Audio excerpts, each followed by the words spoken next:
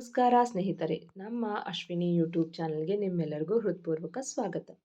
ಪ್ರೇಮಯಾನ ಕಥೆಯ 40ನೇ ಅಧ್ಯಾಯ ನಿಮ್ಮೆಲ್ಲರಿಗೂ ಇಷ್ಟವಾಗಿದೆ ಅಂತ ಭಾವಿಸ್ತೇನೆ. ಹಾಗಿದ್ರೆ ಬನ್ನಿ ಸ್ನೇಹಿತರೆ, ಅಧ್ಯಾಯ 41 ಶುರು ಮಾಡೋಣ. ಮಗ, ಯಾಕೋ ಬೆಳಿಗ್ಗೆ ಎದ್ದಾಗಿನಿಂದ ಬಲ್ಗಣ್ಣು ಅದರ್ತಾ ಇದೆ ಎಂದ ಭರತ್ ಮಾತಿಗೆ, ಹೌದೇನೋ ಮಗ, ಅಂದರೆ ಇವತ್ತು ನಿನಗೊಂದು ಒಳ್ಳೆ ಸುದ್ದಿ ಕಾದಿದೆ ಅಂತ ಅರ್ಥ ಎಂದ ಚರಣ್ಗೆ, ನನಗೆ ಯಾವ ಒಳ್ಳೆ ಸುದ್ದಿ ಬರೋದಕ್ಕೆ ಸಾಧ್ಯ, ನೀನೊಳ್ಳೆ ಎಂದ ಉಡಾಫೆಯಾಗಿ.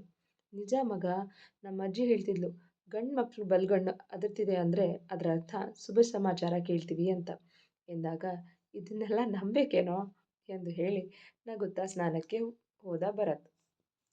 ಬಾಗಿಲು ಬೆಲ್ಲಾದ ಸದ್ದಿಗೆ ಫೈಲ್ಸ್ ಬ್ಯಾಗ್ನಲ್ಲಿ ಎತ್ತಿಡುತ್ತಿದ್ದ ಚರಣ್, ಮಗ ಬಾಗಿಲು ತೆಗಿ ಎಂದು ಪ್ರಶಾಂತ್ಗೆ ಹೇಳಲು, ನಾನು ದೇವ್ರಿಗೆ ದೀಪ ಹಚ್ತಿದ್ದೀನಿ, ನೀನೇ ಹೋಗಿ ಬಾಗಿಲು ತೆಗಿ ಎಂದ ಪ್ರಶಾಂತ್.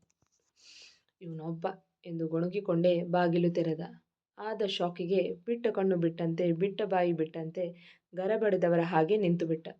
ಪ್ರಶಾಂತ್ ದೇವರಿಗೆ ದೀಪ ಹಚ್ಚಿ ಕೈ ಮುಗಿದು ಬಾಗಿಲು ಕಡೆ ಬಂದಾಗ ಎದುರಿಗೆ ಭರಣಿ ಮತ್ತೆ ರುಕ್ಮಿಣಿ ನಿಂತಿದ್ದು ನೋಡಿ ಆಶ್ಚರ್ಯವಾಗಿತ್ತು. ಒಳಗೆ ಬನ್ನಿ ಎಂದು ಕರೆದ. ರೀ, ದಾರಿ ಬಿಡ್ರಿ ಎಂದರೂ ಕೇಳದೆ ನಿಂತಿದ್ದ ಚರಣ್ನ ದೂಡಿಕೊಂಡೇ ಒಳಗಡೆ ಬಂದಳು ರುಕ್ಮಿಣಿ. ಆಗ ವಾಸ್ತವಕ್ಕೆ ಬಂದ ಚರಣ್. ಭರಣಿಗೆ ತುಂಬಾನೇ ಮುಜುಗರವಾಗುತ್ತಿತ್ತು. ತಾನು ಎಷ್ಟೆಲ್ಲ ಅಂದು ಆಡಿ ಅವಮಾನ ಮಾಡಿ ಯಾವುದೇ ಕಾರಣಕ್ಕೂ ನಿನ್ನ ಜೊತೆ ಬರೋದಿಲ್ಲ ಎಂದು ಹೇಳಿದ್ದು ನೆನಪಾಗಿ ಕಾಲುಗಳು ಸ್ತಬ್ಧವಾದವು.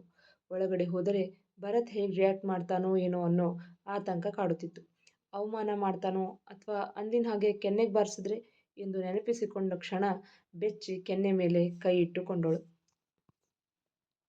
ಭರಣಿ, ಯಾಕಲ್ಲೇ ನಿಂತ್ಬಿಟ್ಟೆ, ಬಾ ಒಳಗೆ ಎನ್ನಲು, ಹ್ಞೂ ಎಂದು ಮುಜುಗರದಲ್ಲೇ ಒಳಗಡೆ ಗೊತ್ತಿಲ್ಲದೆ ಬಲಗಾಲಿಟ್ಟೆ ಒಳ ನಡೆದಳು. ಪ್ರಶಾಂತ್, ಭರತ್ ಎಲ್ಲಿ ಎಂದು ಕೇಳಿದಾಗ, ಸ್ನಾನಕ್ಕೆ ಹೋಗಿದ್ದಾನೆ. ಏನು ವಿಷಯ ಎಂದು ಕೇಳಿದರೆ, ಅವನ ಜೊತೆ ಸ್ವಲ್ಪ ಮಾತಾಡಬೇಕಿತ್ತು ಎಂದಳು. ಹೌದಾ, ಕೂತ್ಕೊಳ್ಳಿ, ಇನ್ನೇನು ಬರ್ತಾನೆ ಎಂದ ಪ್ರಶಾಂತ್ ಕಾಫಿ ತರಲು ಹೋದರೆ ಚರಣ್ ಭರತ್ನ ಕರೆಯಲು ರೂಮಿಗೆ ಹೋದ. ಭರತ್ ಆಗಷ್ಟೇ ಸ್ನಾನ ಮಾಡಿ ಕನ್ನಡಿ ಮುಂದೆ ನಿಂತು ತಲೆಗೂದಲು ಒರೆಸಿಕೊಳ್ಳುತ್ತಿದ್ದ. ಮಗ, ನಿಂಗೊಂದು ಸರ್ಪ್ರೈಸ್ ಇದೆ ಎನ್ನುತ್ತಾ ಒಳ ಬಂದ ಚರಣ್.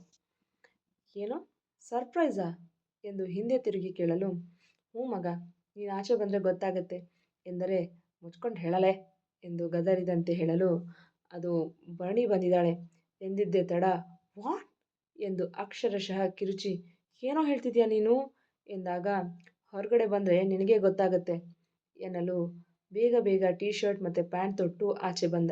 ಅದೇ ಸಮಯಕ್ಕೆ ಪ್ರಶಾಂತ್ ಕಾಫಿ ಹಿಡಿದು ಬಂದಿದ್ದ. ರುಕ್ಮಿಣಿ ಕಾಫಿ ಕಪ್ ತೆಗೆದುಕೊಂಡರೆ ಭರಣಿ ಮಾತ್ರ ಬೇಡ ಎಂದು ಕೈ ಅಡ್ಡ ಹಿಡಿದಳು.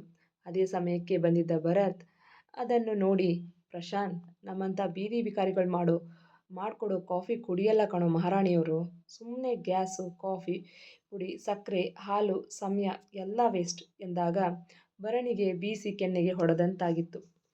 ಅವನ ದನಿ ಕೇಳುತ್ತಲೇ ಎದ್ದು ನಿಂತಳು. ಅದಾಗಲೇ ಕಾಲಲ್ಲಿ ನಡುಕ ಶುರುವಾಗಿತ್ತು. ತಲೆ ತಗ್ಗಿಸಿ ನಿಂತು ಬಿಟ್ಟಳು. ಇಷ್ಟಾದರೂ ಕೊಬ್ಬು ಮಾತ್ರ ಕರಗಿಲ್ಲ ಎಂದು ಚರಣ್ ಪ್ರಶಾಂತ್ ಕಿವಿಯಲ್ಲಿ ಪಿಸುಗುಟ್ಟಿದ. ಸ್ವಲ್ಪ ಸುಮ್ಮನಿರು ಮಗ ಎಂದು ಪಿಸುದನಿಯಲ್ಲೇ ಗದರಿದ್ದ ಪ್ರಶಾಂತ್. ಭರತ್ ಗಂಭೀರವಾಗಿ ಎರಡೂ ಕೈಗಳನ್ನು ಪ್ಯಾಂಟ್ ಜೇಬಲ್ಲಿ ಇಟ್ಟುಕೊಂಡು ರೂಮಿನ ಡೋರಿಗೆ ಆತುಕೊಂಡು ನಿಂತನು. ರುಕ್ಮಿಣಿ ಕಾಫಿ ಕಪ್ ಕೆಳಗಿಡುತ್ತಾ, ಹಾಯ್ ಭರತ್, ಅದು ನಿನ್ನ ಜೊತೆ ಸ್ವಲ್ಪ ಮಾತಾಡಬೇಕಿತ್ತು ಎಂದರೆ, ಏನು ಮಾತಾಡಬೇಕಿತ್ತು ಎಂದು ಗಂಭೀರ ಧ್ವನಿಯಲ್ಲಿ ಕೇಳಿದ. ಮಾತು ಹೇಗೆ ಶುರು ಮಾಡೋದು ಎಂದು ಅರ್ಥವಾಗಲಿಲ್ಲ ರುಕ್ಮಿಣಿಗೆ. ಜೊತೆಗೆ ಪ್ರಶಾಂತ್, ಚರಣ್ ಅಲ್ಲೇ ಇದ್ದರಲ್ಲವೇ. ಮಗ, ನಾವು ಆಫೀಸಿಗೆ ಹೊರಡ್ತೀವಿ, ನೀನು ಅದೇನು ವಿಷಯ ಅಂತ ಕೇಳ್ಬಾ ಎಂದು ಚರಣ್ನ ಕರೆದುಕೊಂಡು ಆಫೀಸಿಗೆ ಹೊರಟು ಬಿಟ್ಟ ಪ್ರಶಾಂತ್. ಭರಣಿಗೆ ಈಗ ಸ್ವಲ್ಪ ಸಮಾಧಾನವಾಯಿತು. ಎಲ್ಲಿ ಎಲ್ಲರ ಮುಂದೆ ಮರ್ಯಾದೆ ಹೋಗುತ್ತೋ ಎಂದು ಭಯಪಟ್ಟಿದ್ದಳು. ಅದೇನು ವಿಷಯ ಹೇಳು ರುಕ್ಮಿಣಿ ಎಂದಾಗ, ಭರತ್, ಅದು ಭರಣಿ ನಿನ್ನ ಜೊತೆ ಇರೋದಕ್ಕೆ ಬಂದಿದ್ದಾಳೆ ಎಂದರೆ, ವಾಟ್, ನನ್ನ ಜೊತೆ ಇರೋದಕ್ಕೆ ಬಂದಿದ್ದಾಳ? ಈ ಬೀದಿ ಬಿಕಾರಿ ಜೊತೆ? ವಾಟ್ ಅ ಜೋಕ್ ಎಂದ ನಗುತ್ತ. ಜೋಕ್ ಅಲ್ಲ ಭರತ್, ನಿಜಾನೇ ಹೇಳ್ತಿದ್ದೀನಿ ಎಂದರೆ, ಹೌದಾ, ಈ ಬೀದಿ ಬಿಕಾರಿ ಜೊತೆ ಹೇಗಿರ್ತಾಳೆ? ನನಗವಳು ಒಂದಿನದ ಖರ್ಚು ಅಫೋರ್ಡ್ ಮಾಡೋದಕ್ಕಾಗಲ್ಲ, ಅಂಥದ್ರಲ್ಲಿ ನನ್ನ ಜೊತೆ ಇರ್ತಾಳ? ಸಾಧ್ಯನೇ ಇಲ್ಲ ಎಂದ ವ್ಯಂಗ್ಯವಾಗಿ. ಖಂಡಿತ ಇರ್ತಾಳೆ ಭರತ್, ಅದಕ್ಕೆ ನಾನು ಗ್ಯಾರಂಟಿ ಎಂದಾಗ, ಇದನ್ನು ಅವಳು ಹೇಳಿ ಆಗ ನಂಬ್ತೀನಿ ಎಂದು ಗಂಭೀರವಾಗಿ ಭರಣಿಯನ್ನೇ ನೋಡುತ್ತಾ ಹೇಳಿದ. ತಕ್ಷಣ ರುಕ್ಮಿಣಿ, ಭಣಿ ಹೇಳು ಮಾತಾಡೆ ಎಂದು ಅವಳ ಕೈಗೆ ತಿವಿದಳು. ಭರಣಿಗೆ ನಾಲಿಗೆಯೇ ಹೊರಡುತ್ತಿಲ್ಲ. ಗಂಟಲು ಬಿಗಿದಂತಾಗಿತ್ತು. ಆದರೂ ಅನಿವಾರ್ಯ, ಹೇಳಲೇಬೇಕು. ಇಲ್ಲಿ ಬಿಟ್ಟರೆ ಇರಲು ಬೇರೆ ಕಡೆ ಜಾಗವೂ ಇಲ್ಲವಲ್ಲ. ನಾ- ನಾ- ನಾನು ಇಲ್ಲೇ ಇರೋದಕ್ಕೆ ಬಂದಿದ್ದೀನಿ ಎಂದು ತಡವರಿಸುತ್ತಾ ಹೇಳಿದಳು ಮೆಲ್ಲು ಧ್ವನಿಯಲ್ಲಿ. ಏನೋ ಕೇಳಿಸ್ಲಿಲ್ಲ ಎಂದಾಗ, ನಾನು ನಾನಿಲ್ಲೇ ಇರೋದಕ್ಕೆ ಬಂದಿದ್ದೀನಿ ಎಂದಳು ಮತ್ತೊಮ್ಮೆ ತುಸು ಜೋರಾಗಿ. ಇಲ್ಲಿ ಅಂದರೆ ಎಲ್ಲಿ ಎಂದು ಬೇಕಂತಲೇ ಕೇಳಿದ. ತುಂಬ ಪ್ರಯಾಸದಿಂದ ನಿನ್ನ ಜೊತೆ ಇರೋದಕ್ಕೆ ಬಂದಿದ್ದೀನಿ ಎಂದಳು.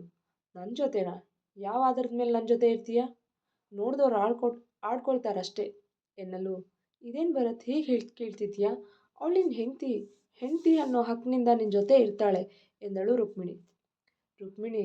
ಅವಳು ನನ್ನ ಹೆಂಡತಿ ಅನ್ನೋದಕ್ಕೆ ಏನು ಸಾಕ್ಷಿ ಇದೆ ಎಂದು ಕೇಳಿದಾಗ, ಭರತ್ ಅದು ಅವತ್ತು ಏನೋ ಕೋಪದಲ್ಲಿ ತಿಳಿದೆ ತಾಳಿ ಕಿತ್ತಾಕಿದ್ಲು.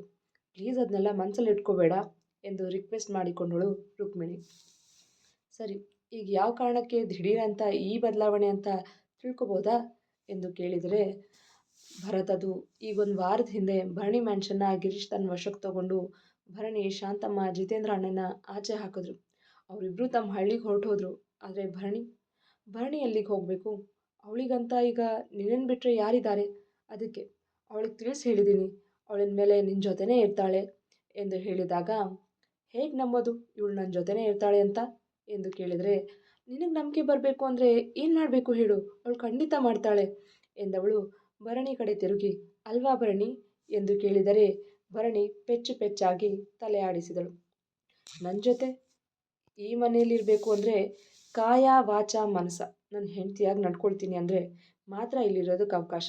ಇಲ್ಲದೆ ಹೋದರೆ ಇಲ್ಲಿಂದಲೇ ಟರ್ನ್ ತಗೊಂಡು ಹೋಗ್ತಾ ಇರು ಎಂದ ಕಂಚಿನ ಕಂಠದ ಧ್ವನಿಯಿಂದ ಗಂಭೀರವಾಗಿ. ರುಕ್ಮಿಣಿ ಭರಣಿ ಕಡೆ ನೋಡಿ ಹ್ಞೂ ಅನ್ನು ಎಂದು ಪಿಸುಗುಟ್ಟಿದಳು. ಭರಣಿ ಪೆಚ್ಚಾಗಿ, ರುಕ್ಕು ಅವನು ಏನು ಹೇಳ್ದ ಅಂತ ನನಗೆ ಅರ್ಥ ಆಗಲಿಲ್ಲ. ಅದೇನೋ ಕಾಯ ವಾಚ ಮನಸ ಅನ್ನಲ್ಲ, ಏನು ಹಾಗಂದ್ರೆ ಎಂದು ಮೆಲು ಧ್ವನಿಯಲ್ಲಿ ಕೇಳಿದಳು. ಕಾಯ ಅಂದರೆ ದೇಹದಿಂದ, ವಾಚ ಅಂದರೆ ಮಾತಿನಿಂದ, ಮನಸ ಅಂದರೆ ಮನಸ್ಸಿನಿಂದ ಅಂತ ಅರ್ಥ ಎಂದಾಗ, ಸರಿಯಾಗಿ ಹೇಳು ರುಕ್ಕು, ಅರ್ಥ ಆಗ್ತಿಲ್ಲ ಎಂದಳು ಮತ್ತೆ ಮೆಲು ಧ್ವನಿಯಲ್ಲಿ. ಅಂದರೆ ಎಲ್ಲರೂ ಹೆಂಡತಿಯರು ತಮ್ಮ ಗಂಡಂದ್ರ ಜೊತೆ ಹೇಗಿರ್ತಾರೋ ಹಾಗೆ ನೀನು ಬರೋ ಜೊತೆ ಇರಬೇಕು ಎಂದಾಗ ಅರ್ಥ ಮಾಡಿಕೊಂಡ ಭರಣಿ, ವಾಟ್ ಎಂದು ಶಾಕ್ ಆಗಿ, ನೋ ಎಂದು ಕಿರುಚಿದಳು. ಭರತ್ ಅವಳ ವರಸೆಗೆ ಹೂಬು ಮೇಲಕ್ಕೆತ್ತಿದ. ಆಗಲ್ಲ ಅಂದರೆ ಈಗಲೇ ಬಂದ ದಾರಿಗೆ ಸುಂಕ ಇಲ್ಲ ಅಂತ ರೈಟ್ ಹೇಳು ಎಂದನು ಅದೇ ಗಂಭೀರ ಧ್ವನಿಯಲ್ಲಿ. ಭರಣಿ, ಏನು ಯೋಚನೆ ಮಾಡ್ತಿದ್ಯಾ? ನೀನೀಗ ಇದೊಂದು ದಾರಿ ಬಿಟ್ಟರೆ ಬೇರೆ ಯಾವ ದಾರಿ ಇದೆ? ಸುಮ್ಮನೆ ಒಪ್ಕೋ ಎಂದು ಹೇಳಲು, ಹ್ಞೂ ಎಂದು ತಲೆ ಆಡಿಸಿದಳು. ನನಗೆ ಆಫೀಸ್ ಹೋಗೋದಕ್ಕೆ ಟೈಮ್ ಆಯಿತು, ಹೊರಡಿಬ್ರು ಇಲ್ಲಿಂದ, ಅವಳಿಗೆ ಜಾಗ ಇಲ್ಲ ಎಂದ ಹೊರಟಾಗಿ. ಭರತ್, ಪ್ಲೀಸ್ ಹಾಗೆ ಹೇಳಬೇಡ, ಒಂದು 10 ನಿಮಿಷ ಟೈಮ್ ಕೊಡು, ನಾನು ಅವಳಿಗೆ ತಿಳಿಸಿ ಹೇಳ್ತೀನಿ ಎಂದರೆ, 10 ನಿಮಿಷ ಎಲ್ಲ ಕೊಡೋದಕ್ಕಾಗಲ್ಲ, 5 ನಿಮಿಷ ಟೈಮ್ ಕೊಡ್ತೀನಿ, ಅಷ್ಟರಲ್ಲಿ ಅವಳ ನಿರ್ಧಾರ ಏನು ಅಂತ ಹೇಳಬೇಕು ಎಂದು ತಾನು ಆಫೀಸಿಗೆ ಹೋಗೋದಕ್ಕೆ ರೆಡಿಯಾಗಲು ರೂಮಿಗೆ ಹೋದ. ರುಕ್ಮಿಣಿ ಭರಣಿಯನ್ನು ಆಚೆ ಕರೆದುಕೊಂಡು ಹೋಗಿ, ಏನಾಗಿದೆ ಭರಣಿ ನಿನಗೆ? ಮೊನ್ನೆ ಅಷ್ಟೆಲ್ಲ ತಿಳಿಸಿ ಹೇಳಿದ್ದೀನಿ, ಆದರೂ ಈಗ ಆಗಲ್ಲ ಅಂತಿದ್ಯಲ್ಲ, ಏನು ಹೇಳಬೇಕು ನಿನಗೆ ಎಂದಳು ತುಸು ಕೋಪದಿಂದ. ನನ್ನ ಕೈಯಿಂದ ಹಾಗೆಲ್ಲ ಇರೋದಕ್ಕಾಗಲ್ಲ ರುಕ್ಕು ಎಂದರೆ, ಭರಣಿ ನೀನು ಹಾಗಿರಬೇಡ ಎನ್ನಲು ರುಕ್ಮಿಣಿಯನ್ನು ಗೊಂದಲದಲ್ಲಿ ನೋಡಿದಳು ಭರಣಿ. ನಾನು ಹೇಳ್ತಿರೋದು, ನೀನು ಕೇವಲ 1 ವರ್ಷ ಮಾತ್ರ ಅವನ ಜೊತೆ ಇರು, ಆಮೇಲೆ ಅವನಿಗೆ ಡೈವರ್ಸ್ ಕೊಟ್ಟು ನಿನ್ಗೆ ಹೇಗೆ ಬೇಕೋ ಹಾಗೆ ಜೀವನ ಮಾಡು ಎಂದರೆ, 1 ವರ್ಷ ಆದರೆ ಏನು, 1 ದಿನ ಆದರೆ ಏನು, ಅವನು ಹೇಳಿದ್ದು ಅವನ ಹೆಂಡತಿಯಾಗಿರಬೇಕು ಅಂತ ತಾನೇ ಎಂದು ಕೇಳಿದರೆ, ಅದೆಲ್ಲ ನಿನ್ನ ಕೈಯಲ್ಲೇ ಇದೆ ಎನ್ನಲು, ರುಕ್ಕು ಪ್ಲೀಸ್ ನೀನು ಬೊಗಟಾಗಿ ಮಾತಾಡಬೇಡ, ನಂಗೆ ಅರ್ಥ ಆಗಲ್ಲ ಎಂದಳು ಅಸಮಾಧಾನದಿಂದ. ಅಂದರೆ ನೀನು ಜಾಣ್ಮೆಯಿಂದ ನೈಸಾಗಿ ಮಾತಾಡಿ, ಸದ್ಯಕ್ಕೆ ಇದಕ್ಕೆಲ್ಲ ನಾನು ತಯಾರಿಲ್ಲ, ಈಗಲೇ ಇದೆಲ್ಲ ಬೇಡ ಅಂತ ಹೇಳು ಎನ್ನಲು, ಅವನು ಒಪ್ತಾನೆ ಅಂತೀಯ ಎಂದು ಅನುಮಾನದಲ್ಲಿ ಕೇಳಿದಳು. ಮೊದಲು ಅವನು ಒಪ್ಪಲ್ಲ, ನೀನು ಮುದ್ದು ಮಾತುಗಳಿಂದ ಅವನನ್ನು ಮರಳು ಮಾಡಿ ನಿನ್ನ ಮಾತು ಕೇಳೋ ಹಾಗೆ ಮಾಡು ಎಂದರೆ ಭರಣಿ ಯೋಚಿಸೋದಕ್ಕೆ ಶುರು ಮಾಡಿದಳು. ಭರಣಿ, ಇಷ್ಟು ಹೇಳಿದ ಮೇಲೂ ಇನ್ನೂ ಏನು ಯೋಚನೆ ಮಾಡ್ತಿದ್ಯಾ? ಟೈಮ್ ಇಲ್ಲ ಭರಣಿ, ಅವನು ಕೊಟ್ಟ ಸಮಯದಲ್ಲಿ ಈಗಾಗಲೇ 3 ನಿಮಿಷ ಮುಗೀತು ಎಂದು ಅವಸರಿಸಿದರೆ ಭರಣಿ ಇನ್ನೂ ಯೋಚನೆ ಮಾಡುತ್ತಲೇ ಇದ್ದಳು.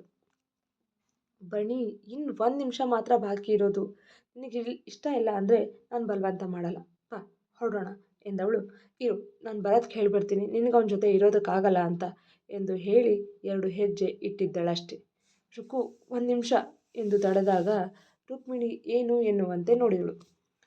ನೀನು ಹೇಳ್ದ ಹಾಗೆ ಮಾಡ್ತೀನಿ, ಹೇಗೋ 1 ವರ್ಷ ತಾನೇ ಕಳೆದ್ಬಿಡ್ತೀನಿ, ಆಮೇಲೆ ಅವನಿಂದ ಡೈವರ್ಸ್ ತಗೊಂಡು ನನ್ನ ಜೀವನ ನನ್ನ ಇಷ್ಟದಂತೆ ಬದುಕ್ತೀನಿ ಎಂದಳು ತುಟಿಯುಬ್ಬಿಸಿ.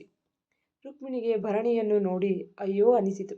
ಆದರೆ ಮನಸ್ಸಲ್ಲೇ ಈಗ ತಾನು ಮಾಡುತ್ತಿರುವುದು ಸರಿ, ಇದರಿಂದ ಅವಳ ಜೀವನ ಸರಿ ಹೋಗುತ್ತೆ ಅಂದರೆ ನನಗಷ್ಟೇ ಸಾಕು ಎಂದುಕೊಂಡಳು. ಅಲ್ಲಿಗೆ ಹೋಗಿ ಅವನು ನೋಡಿ ನಿನ್ನ ಮಾತು ಬದಲಾಯಿಸೋದಿಲ್ಲ ತಾನೇ ಎಂದು ಕೇಳಿದರೆ ಇಲ್ಲ ಎನ್ನುವಂತೆ ತಲೆಯಾಡಿಸಿದಳು. ಸರಿ ಬಾ, ಹೋಗಿ ಅವನಿಗೆ ಹೇಳೋಣ.